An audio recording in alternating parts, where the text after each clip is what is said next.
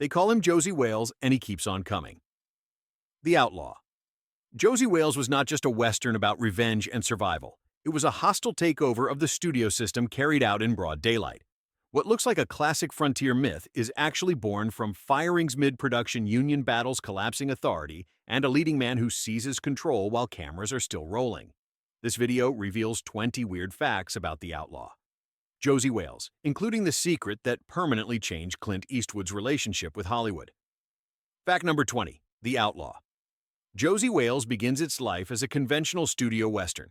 That illusion lasts less than a week. From the first day on, set authority fractures. Original director Philip Kaufman approaches the material as mournful and reflective. Clint Eastwood sees something harsher. Not nostalgia, but rage. The gap is not creative, it is philosophical. Dailies trigger arguments, blocking is redone, scenes are reshot without consensus. Crew members notice Eastwood quietly giving direction between takes. What audiences never know is that control shifts before Kaufman is officially removed. By the time the studio steps in, the power vacuum is already filled. Eastwood does not campaign for the job, he simply assumes it. This moment becomes the real birth of the film, not a production decision but a takeover. It is not rebellion, it is succession by force. Hollywood watches carefully. Fact number 19. When Philip Kaufman is removed, the industry reacts with shock. Directors are not fired casually. This is a violation of custom and hierarchy. What follows is even more explosive.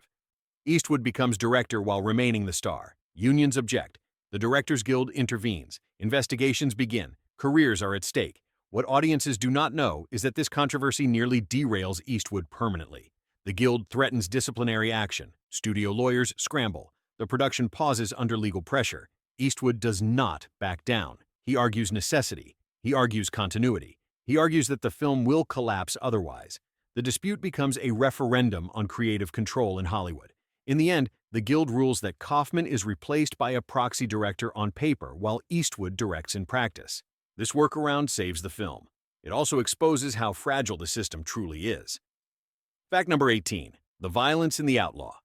Josey Wales feels raw because it is treated that way on set. This is not stylized carnage. It is abrupt and final. Eastwood insists on realism over spectacle. Gunshots are sudden. Deaths are unglamorous. Bodies fall without ceremony. What audiences never realize is how intentional this is. Eastwood rejects traditional Western choreography. He removes flourish. He removes heroics. He wants violence to feel like interruption, not climax. This approach unsettles the crew. It also confuses studio executives who expect rousing set pieces. Instead, they get silence, followed by impact. The camera lingers on aftermath, not action. This choice rewires the genre. It is not about triumph. It is about cost. Josey Wales does not celebrate survival. He endures it. That tonal decision becomes the film's defining legacy and influences decades of revisionist westerns. Fact number 17. The character of Josey Wales is not designed as a traditional hero. He is shaped as a wound that walks. Eastwood pushes this interpretation hard during production. He strips dialogue. He removes sentiment. He minimizes speeches. What audiences do not know is how many lines are cut during shooting. Scenes written for emotional release are pared down or eliminated entirely. Eastwood believes grief should sit in silence, not explanation, not comfort. This philosophy clashes with studio expectations for clarity and likability. Eastwood ignores both. He frames Wales as a man who survives by refusing resolution. Revenge does not heal him. Violence does not redeem him. The film refuses closure until its final moments. Even then, peace feels temporary. This is not a Western about justice. It is a Western about endurance. That distinction alienates some viewers and permanently reshapes the genre. Fact number 16. The production environment becomes unusually tense as Eastwood consolidates control. Crew members describe a set where decisions happen instantly and without debate. There is no committee. There is no mediation. Eastwood moves fast. Scenes are blocked quickly. Takes are limited. Precision matters more than comfort. What audiences never see is how this pressure sharpens performances. Actors adjust or fall behind. There is no safety net. Eastwood leads by example. He arrives early. He works through breaks. He keeps momentum relentless. This intensity creates a stripped-down energy that bleeds into the film. Nothing feels ornamental. Everything feels necessary. The frontier is not romanticized. It is hostile and exhausting. The cast feels it. The camera captures it. The result is a Western that feels lived in rather than staged. That realism is not accidental. It is enforced.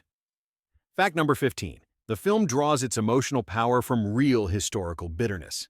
Eastwood pushes the production to treat the Civil War not as backdrop, but as trauma. The opening massacre is not symbolic. It is blunt and cruel. What audiences do not know is how carefully this sequence is constructed to reject romantic mythology. There is no swelling music. There is no heroic framing. Violence arrives without warning and leaves ruin behind. Eastwood insists this moment define everything that follows. Josey Wales is not born a gunman. He is created by loss. This choice reframes the entire narrative. The war does not end. It mutates. The frontier becomes an extension of unresolved conflict. That perspective is radical for its time. Many Westerns use war as history. This one treats it as an infection that spreads long after surrender. The film never allows the audience to forget that origin. Fact number 14. The supporting cast is assembled with unusual intent. Eastwood selects actors who carry weariness rather than polish. Faces feel weathered. Voices sound tired. What audiences never realize is how deliberate this casting philosophy is. Eastwood wants companions, not sidekicks. Each character represents a different response to survival. Some retreat into humor. Some cling to ritual. Some carry rage quietly. Scenes between these characters are often allowed to run longer than scripted. Eastwood gives space for pauses and glances to speak louder than dialogue. This creates a sense of found family built from damage rather than hope. The group does not unite around ideology. They unite around necessity. This ensemble approach quietly challenges Western individualism. Josey Wales may lead, but he does not stand alone. The film suggests survival is collective, even for the most isolated souls. That idea deepens the film's emotional reach. Fact number 13. Eastwood approaches direction with a ruthless economy. Coverage is minimal. Camera movement is restrained. There is no excess. What audiences do not see is how this discipline controls tone. By refusing flashy techniques, Eastwood keeps focus on consequence. Action scenes unfold plainly. Violence is never beautified. Landscapes are vast, but not romantic. They dwarf the characters rather than celebrate them. This visual restraint mirrors Josey Wales' internal state. He is not searching for meaning. He is moving forward because stopping means collapse. Eastwood avoids overt symbolism. He trusts composition and silence. This approach frustrates some studio observers who expect spectacle. Instead, the film breathes with an almost clinical calm. That calm makes eruptions of violence feel more shocking. The style does not announce itself. It serves the story. That invisible discipline becomes one of Eastwood's defining traits as a filmmaker. Fact number 12. The antagonists in the film are stripped of theatrical villainy. They are not monsters. They are systems. Bounty hunters, militias, and institutions move without mercy or reflection. What audiences may miss is how this choice removes personal triumph from the narrative. Josey Wales does not defeat evil. He outlasts it. The enemies represent order enforced through violence rather than justice. This framing reflects Eastwood's growing skepticism toward authority. Law is shown as selective. Morality is transactional. Survival depends on reading the rules and knowing when they will be broken. This worldview unsettles traditional Western morality. There are no clean sides. There is only pressure. The frontier becomes a place where power wears many uniforms. This thematic choice deepens the film's political edge without speeches or declarations. It is embedded in structure. That subtlety allows the film to resonate across decades without aging into rhetoric. Fact number 11. The ending of the film is intentionally restrained. Eastwood refuses a grand showdown filled with triumph. Resolution arrives quietly, almost reluctantly. What audiences may not realize is how controversial this choice is during production. Studio voices push for a louder conclusion. Eastwood resists. He believes peace should feel fragile, not victorious. Josey Wales does not ride into legend. He steps away from it. The film closes not on dominance, but on withdrawal. This ending reframes the entire journey. Revenge does not complete the character. Community does. Even then, the piece feels conditional. That ambiguity is deliberate. Eastwood wants the audience to feel uncertainty rather than closure. The West is not conquered. It is temporarily endured. This ending challenges expectations and cements the film as a turning point in the genre. It signals that Westerns can end with survival instead of conquest. Fact number 10. By the midpoint of production, the industry understands something irreversible has happened. Eastwood has crossed a line and survived. The Directors Guild conflict does not end quietly. It sends a message through Hollywood that stars can seize control if they are powerful enough. What audiences never know is how closely executives track this outcome. Careers are recalculated, contracts are rewritten, power dynamics shift. This film becomes a case study, not a scandal. Eastwood does not celebrate the victory. He works faster. He finishes clean. He proves the gamble justified. That success scares studios more than failure ever could. And if you are enjoying this deep dive, go ahead and like and subscribe, because stories like this only exist when audiences demand them. The Outlaw. Josey Wales quietly redraws the map of creative authority in American filmmaking. Fact number 9. The production uses real locations that resist comfort. These are not controlled backlots. Weather interferes constantly. Terrain limits movement. What audiences feel as authenticity comes from real inconvenience. Eastwood embraces these obstacles. He refuses to soften conditions. Actors ride longer. Scenes reset slower. Fatigue becomes part of performance. This choice deepens the film's physical honesty. Characters look worn because they are. Costumes gather real dust. Horses tire. Hands blister. Eastwood believes discomfort produces truth. That philosophy runs through the entire shoot. The frontier is not simulated. It is endured. This approach frustrates scheduling departments and inflates risk. But it anchors the film in reality. The land does not serve the story. The story submits to the land. That inversion gives the film its weight. It feels less like a movie and more like a memory carved into earth. Fact number 8. The dialogue is intentionally sparse. Eastwood cuts lines constantly during shooting. What audiences may not realize is how radical this is at the time. Westerns traditionally rely on speeches and moral declarations. This film refuses them. Silence becomes language. Glances replace explanation. Eastwood trusts the audience to connect emotional dots without instruction. This restraint increases tension. Every spoken word matters because there are so few. When characters speak, they reveal survival, not philosophy. This choice aligns the film with modern sensibilities years ahead of its era. It also alienates some viewers who expect clarity. Eastwood accepts that risk. He believes over-explanation weakens truth. The result is a film that invites repeated viewing. Meaning accumulates slowly. What is not said becomes as important as what is shown. That economy of language becomes a signature of Eastwood's directing style. Fact number 7. The music in the film operates with restraint and purpose. It never overwhelms the image. Themes arrive quietly and withdraw quickly. What audiences do not know is how closely Eastwood monitors this balance. He rejects cues that romanticize violence or dictate emotion. Music supports atmosphere, not instruction. Silence is often allowed to dominate scenes of loss or transition. This choice heightens realism. It also denies the audience emotional shortcuts. You are not told when to feel relief. You are not guided toward triumph. The score exists to remind, not reassure. This approach contrasts sharply with traditional Western scoring. It reinforces the film's grounded tone. The frontier is not a stage for heroics. It is a space where sound travels far and comfort does not. That sonic discipline strengthens the film's haunting aftertaste and reinforces its refusal to mythologize survival. Fact number 6.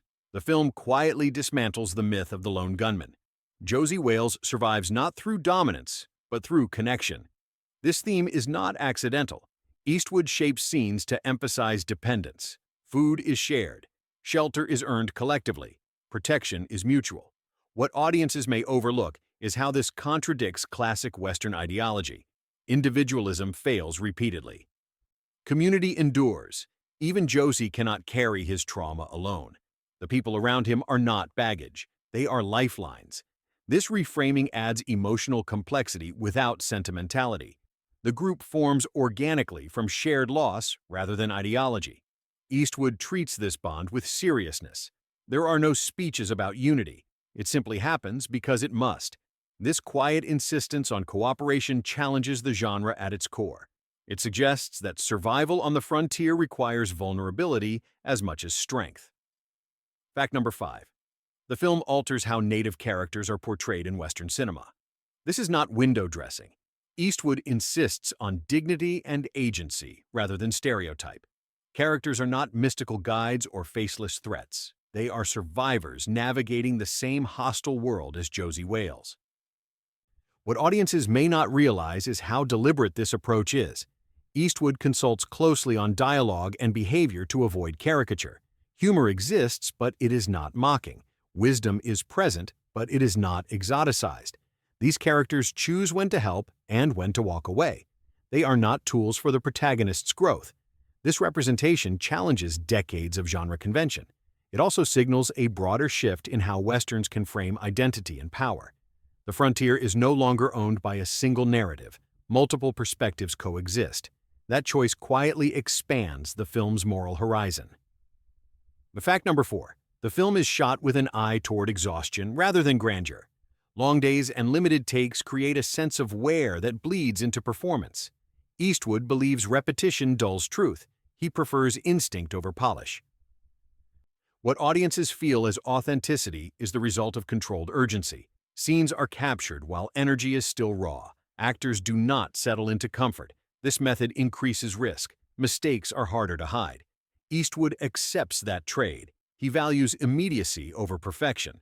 This approach shapes the film's texture. Moments feel lived rather than staged.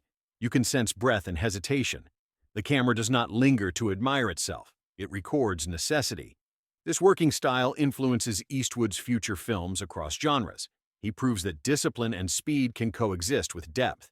The Outlaw Josey Wales becomes a blueprint for efficient storytelling driven by intent rather than excess. Fact number 3. Upon release, the film divides critics but captivates audiences. Some reviewers resist its bleakness, others praise its honesty. What audiences may not know is how closely studios watch the reaction. The film performs strongly without conforming to expectations. It proves that a Western can succeed while rejecting romantic tradition. This success validates Eastwood's gamble and alters his career trajectory. He is no longer just a star. He is a filmmaker with leverage. The industry adjusts accordingly. Future projects grant him greater autonomy. The Outlaw Josey Wales becomes a quiet turning point. It does not shout its influence. It demonstrates it through results. Over time, the film's reputation grows. It is reevaluated as a cornerstone of revisionist Western cinema. Its themes of trauma survival and restraint resonate across generations. What once seemed severe becomes prophetic. The film ages not by nostalgia, but by relevance. Fact number 2. The final image of Josey Wales stepping away from violence reframes the entire genre. He does not claim victory. He chooses withdrawal. What audiences may not realize is how radical this ending is for its era. Western heroes traditionally assert dominance or ride into legend. Josey does neither. He opts for quiet continuity. This decision reflects Eastwood's evolving worldview. Strength is shown through refusal rather than conquest. The film suggests that survival sometimes means leaving the fight unfinished. That ambiguity lingers. It refuses comfort. It invites reflection. This ending influences countless later films that embrace restraint over spectacle. It also deepens Eastwood's legacy as a filmmaker interested in consequence rather than myth. The frontier is not conquered. It is endured and then left behind. That final choice transforms the outlaw. Josey Wales from a revenge tale into a meditation on letting go. Thought number 1. The greatest secret of the outlaw. Josey Wales is that it permanently changes Hollywood power structures. This is not a metaphor. After this film, studios renegotiate how much control stars can wield. Eastwood's survival through controversy becomes precedent. What audiences never see is the ripple effect. Contracts evolve. Creative authority shifts. The balance between director and star is recalibrated. Eastwood emerges not as an exception but as proof of concept. This film makes his later career possible. It also opens doors for other actor-directors to assert control. The legacy is not just cinematic, it is institutional. The Outlaw Josey Wales stands as a quiet revolution disguised as a Western. Its true impact happens off-screen. and that is why it still feels dangerous today. If you enjoyed this journey, stay subscribed, and remember, some legends are forged not in story, but in defiance.